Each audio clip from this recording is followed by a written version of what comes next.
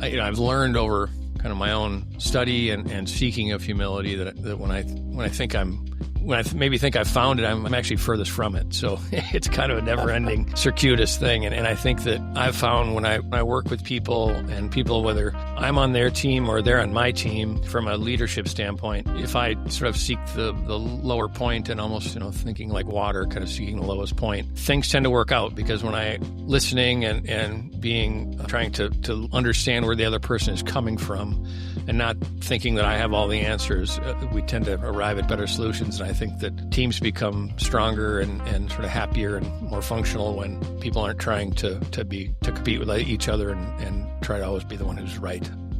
Welcome to Minutes with Mango, Life in Motion. I'm your host, Johnny Mango. This is the place where we inquire about lifestyle, culture, and careers. Weekly, we meet with new guests that make a contribution of their insightful stories about their careers and how those careers impact their lifestyle and culture.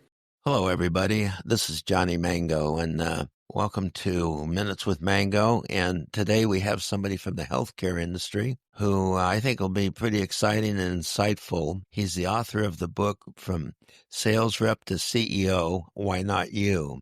So I'd like to welcome Joel Gaslin. Joel, welcome to our podcast. Thanks, Johnny. I'm grateful to be here. Thank you. I was really attracted to the title of your book, but before we get into that, tell us a little bit about your background and how you got to where you are. Yeah, thanks. Well, I've been in the business of ophthalmology for 34 years. I pretty much started right out of college in there.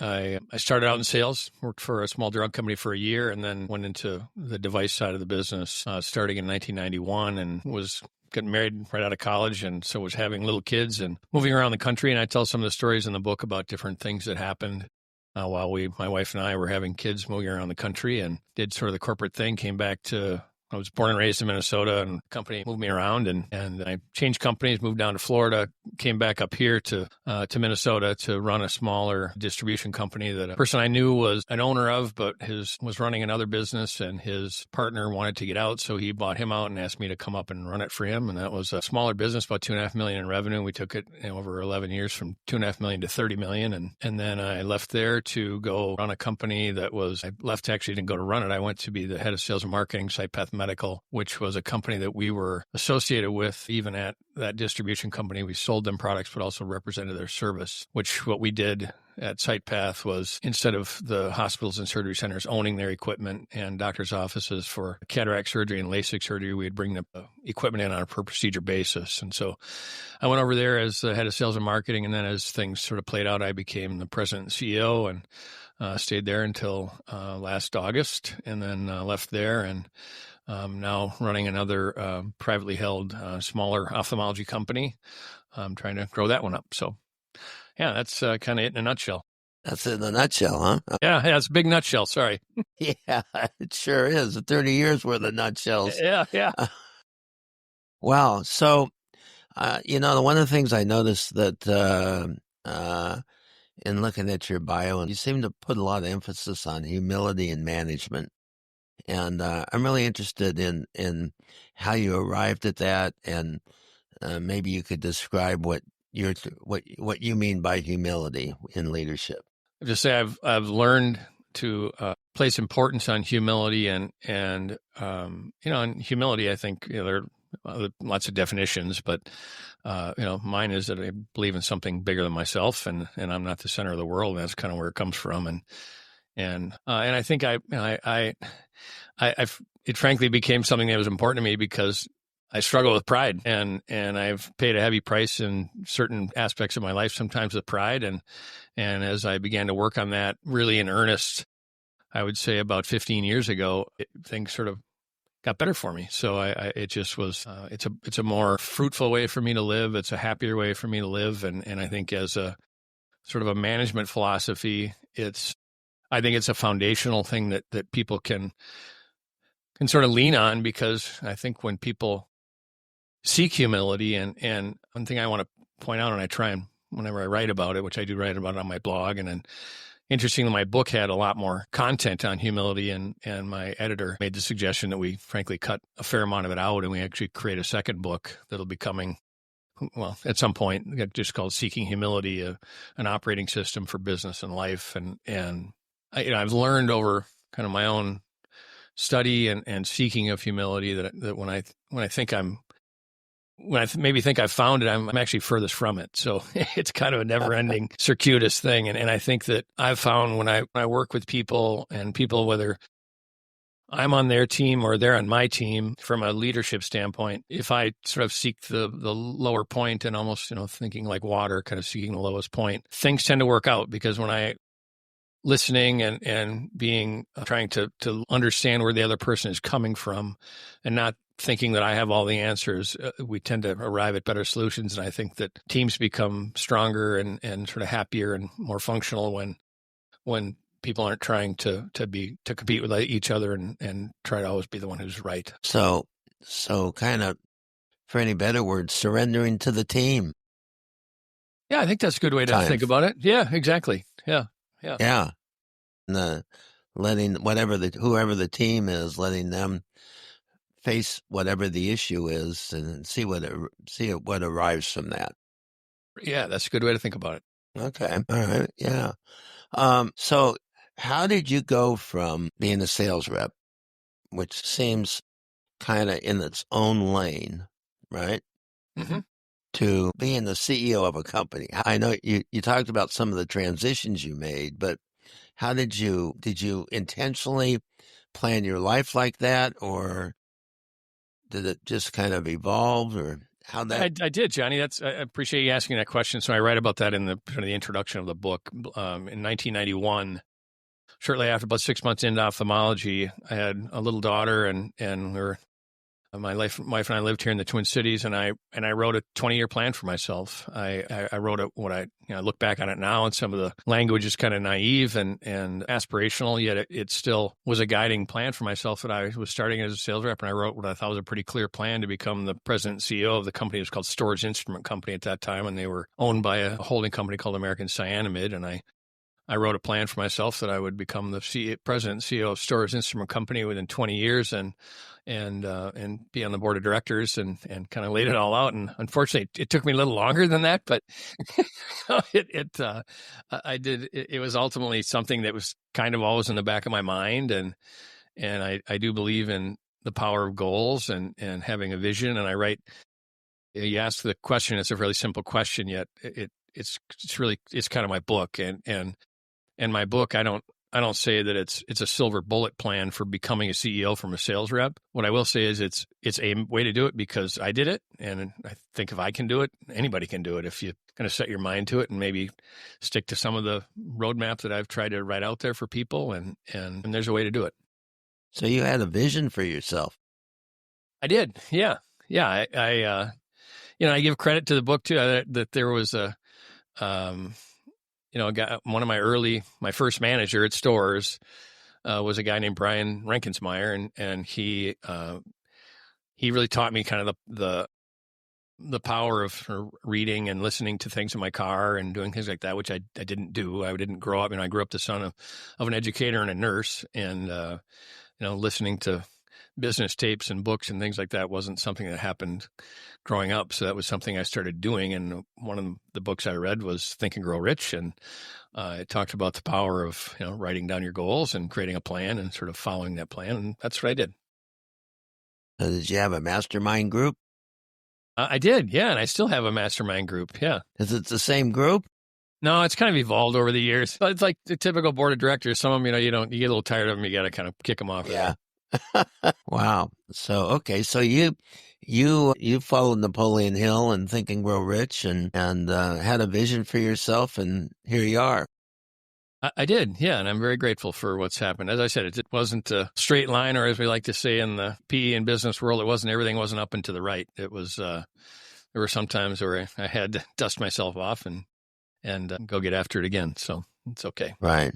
What about, let's talk about the sales side of business for a few minutes, because obviously you're a sales professional, and I've always been curious about the relationship between the sales department and the marketing department.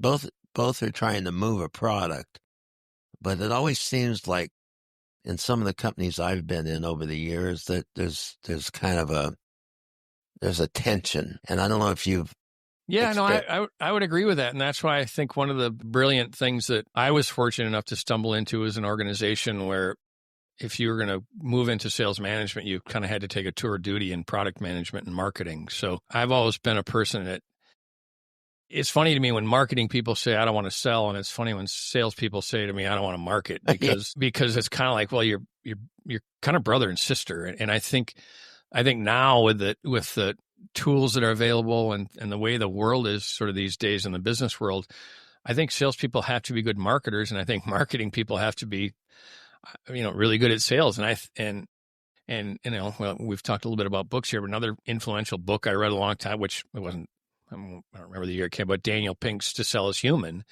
And what that book is, but we're all in sales. I mean, that's why I think we're, in one way or another, we're all selling some kind of an influence, some sort of an idea or trying to influence somebody to do something, whether, right. I have 4 adult children now, but when they were younger, I remember my wife and I trying to sell them on whatever it was they needed to do. I think salespeople who you're right, there is the tension there sometimes because it's, well, I don't have enough leads. Marketing's not creating the leads. And then marketing says, well, we're giving you leads, but sales isn't closing the leads. So that's why. And I write a story in the book too about, when I was the head of sales and marketing at SitePath, I had a director of marketing who, we were really pushing heavy on content marketing and we actually, we're fortunate enough that we had a small enough sales team. We only had 17 sales territories, so it wasn't a huge company. But I think this is still doable. We called it territory-based content marketing because he went and sat with each rep and sort of helped them think about it from a content standpoint and what pain points do they think their customers have so that we really could take it down locally and create content to help them or to achieve their goals. And once we sort of removed that barrier, then they really started working together and the tension went away and we got great results with that. Yeah. Yeah. What do you see as financial blind spots for sales reps? That's a good question. I think it's just easy to get caught up in the top line of, hey, I'm growing my business, but looking at it, is it the right business? Are they the right customer? I'm not necessarily down to, it's hard. I think if salespeople always have to look straight at profitability because there's so many levers that can be pulled inside that they don't have a lot of impact on, but they can be looking at, do they have the right customer?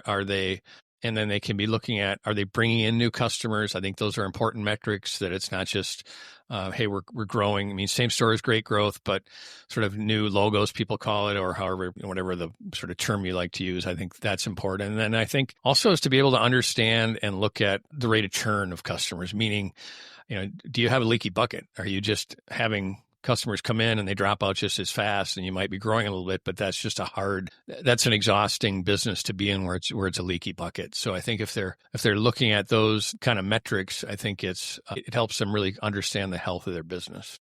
Yeah. Yeah. So don't just get caught in the sales churn by going out and make the sale and see you later. And exactly. Yeah. Cultivate them.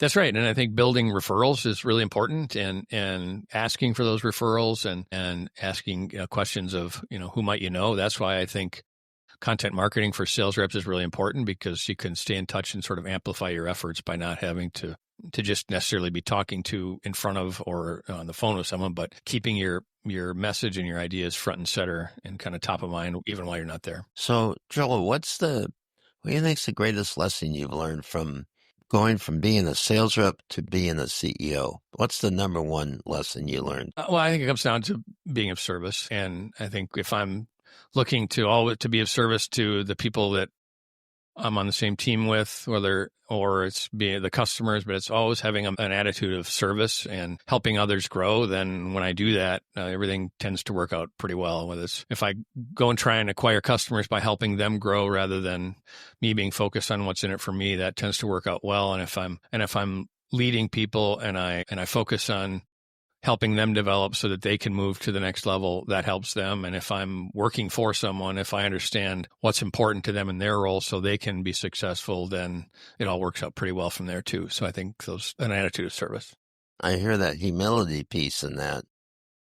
Yeah, you're right, Johnny. Yeah, that's my foundational. I'm very grateful for that. It's something I work hard on. So thank you. Yeah. No, to help another succeed requires humility, in my opinion. I agree. It does.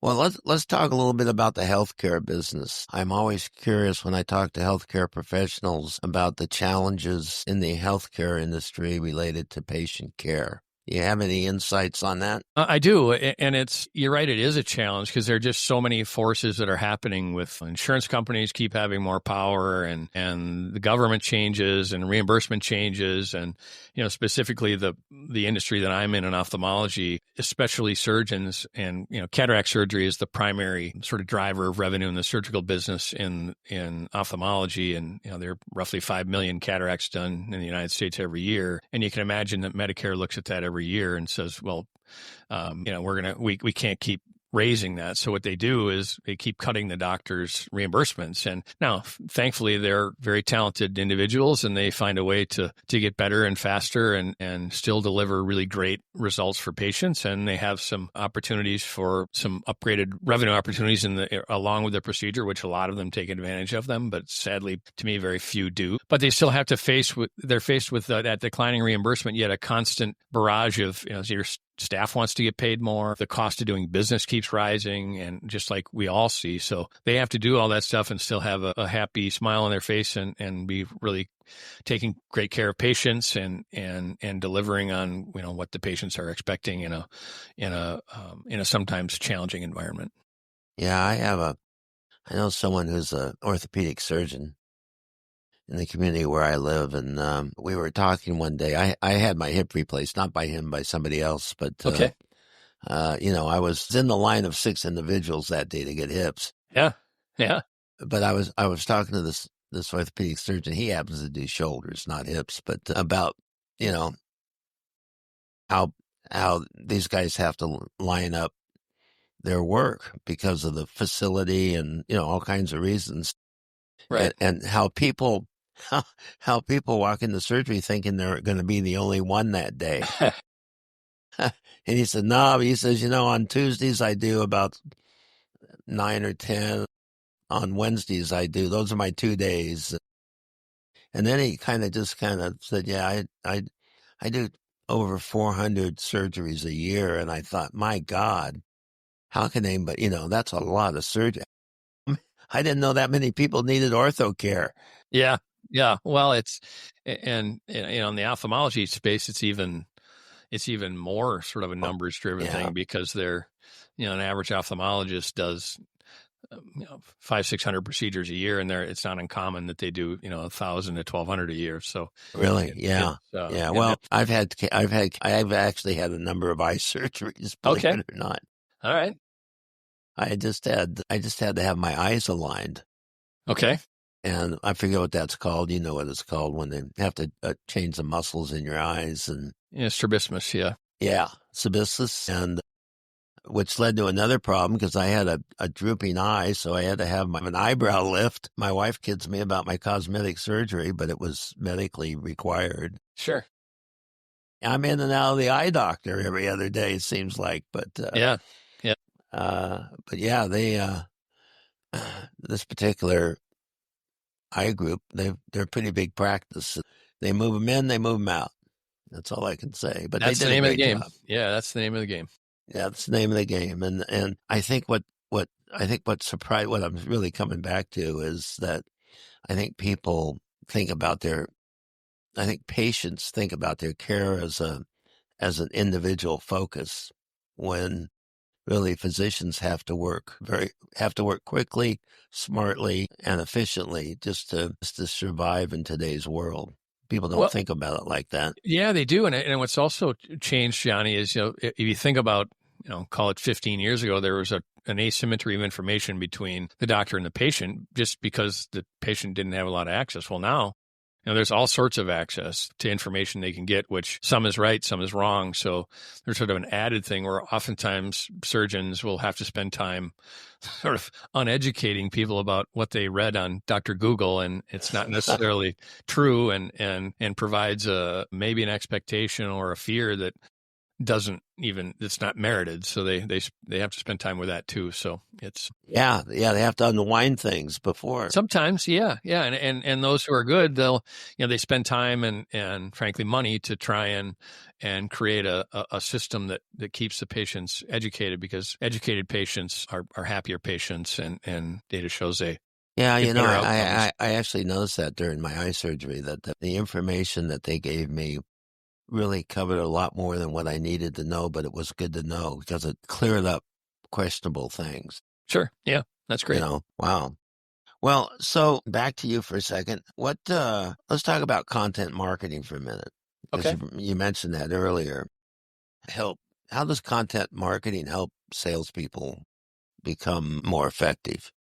Well, because I think content marketing is sort of at its basis is focused on the pain points of the customer. So if you really spend that time as a sales rep understanding what's important to your customer and trying to deliver value, instead of just always saying, me, and I think it opens up doors and allows a sales rep to be more of a consultant and a solution provider rather than, but a peddler. It's really Right. more of a partner, because you have to really try and come at it from the customer's perspective, or otherwise you're just sending out stuff that maybe works, maybe doesn't. But once you really take that time to try and understand, which is the basis of content marketing, then it'll work well. I had somebody on about 3-4 weeks ago who specializes in, I had my own term for it. I called it reverse focus groups, but Okay. she goes out and interviews customers of products and services to learn what they like most and least about the product or service that they purchased. And what she told me was that most companies really don't understand their customers, and that's been her whole business for years, is to go out and then feed back to the company what she learned from the customer, because it usually does not align with how the company saw its product in relationship to the customer.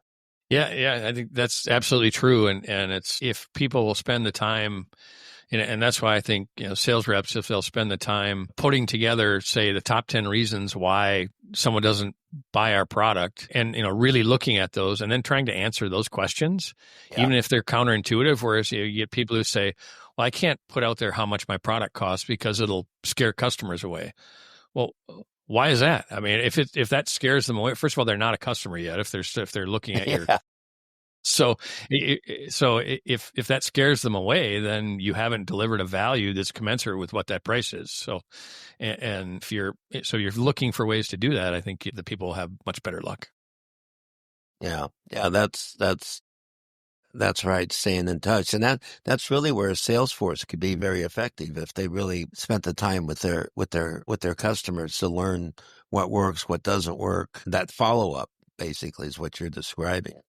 Right. And listen, and truly listening. And you and I, we talked about this earlier and we sort of pulled it back to humility a little bit, that, really believing you don't necessarily understand what the person is looking for until you really try and understand and listen to them of what they are truly looking for. Because, it's the old kind of worn out saying that people buy an emotion and justify it with logic. So it's, understanding what that emotion is really important up front, because they'll figure out how to justify it with logic at some point. Right.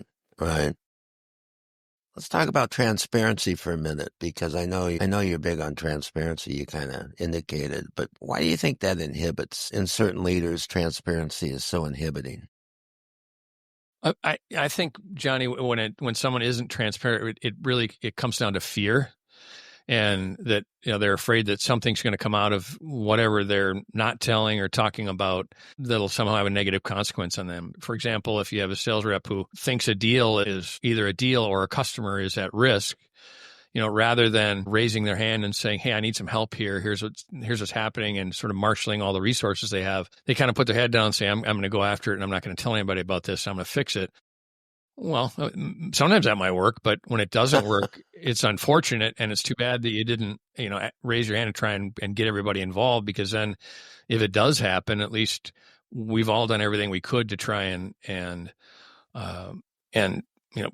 keep things going in the right direction. And so that's it from a sales standpoint. I'll tell you from an executive standpoint, I've always believed in a policy of radical transparency with the board of directors when I was either on the board or CEO or whatever situation. I had a sales and marketing and reporting to board meetings. I always believed in radical transparency with the board, simply because I think I'm being paid to talk about what I think is coming or what I see coming around the corner. And then sometimes when you put that out there, that's the purpose of the board, is to be able to help maybe guide us through that and have some experience they can pull upon. Whereas if you only hear about it after it's already happened, then it's a backwards looking metric rather than a.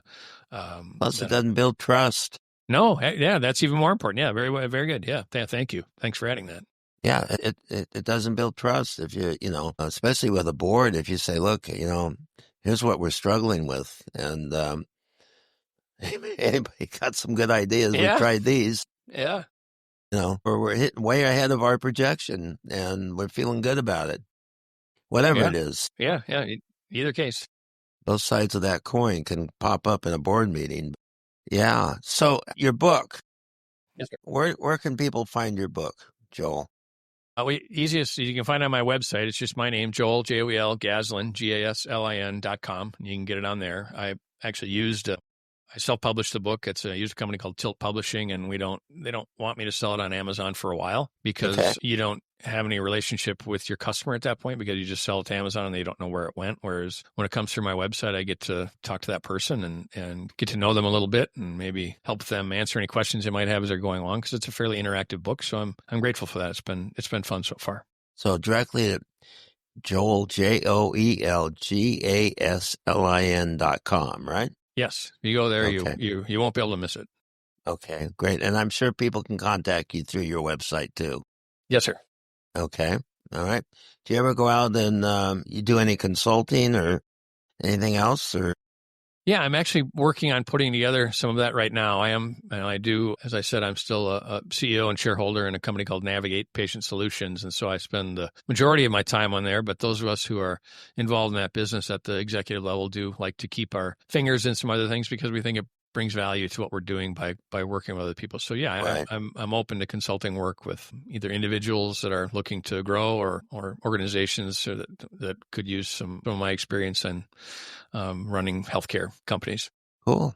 All right. Well, Joel, thank you for sharing so much today. I think it's pretty insightful, actually, and I really think it's wonderful that your whole approach to humility and your path through life, and the fact that you set out with a vision for yourself when you first got into this. Well, thank you, Johnny. That means a lot. It's been fun. I still have some more gas in the tank, so I'm still chugging along here. You have been listening to Minutes with Mango, Life in Motion. Subscribe to hear a new and unique guest each week as they comment on their life's journey and share experiences with lifestyle, culture, and career. You can always find us at minuteswithmango.com.